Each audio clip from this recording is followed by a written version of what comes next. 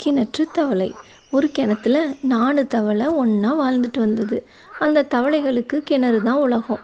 கடலில் வாழ்கிற தவளை ஒன்று தற்செயலாக இந்த கிணற்று தவளைகளை சந்திக்க நேர்ந்தது.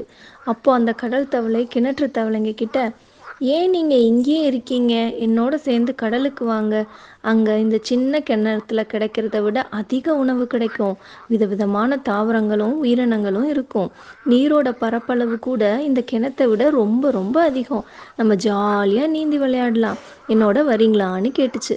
இதை கேட்ட கிணத்து தவளைங்க, அட போடா, இந்த கிணத்தை விட அதிகமான நீர் பரப்பளவு இருக்கவே வாய்ப்பில்லை, பேசாமல் உன் வேலையை பார்த்துக்கிட்டு போன்னு சொல்லிடுச்சு.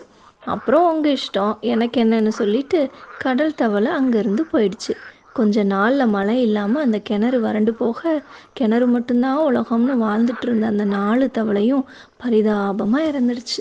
இந்த கிணத்து தவளைங்களை போலவே நம்ம வீடு, நம்ம குடும்பம், இது மட்டும்தான் உலகம்னு வாழாமல் நமக்கு தெரியாத பல விஷயங்களில் சிலவற்றையாவது கற்றுக்கிட்டு பரிணாம வளர்ச்சி அடையும் இந்த பரந்த உலகத்தோட கைகோர்த்து நாமும் நடை போடலாமே.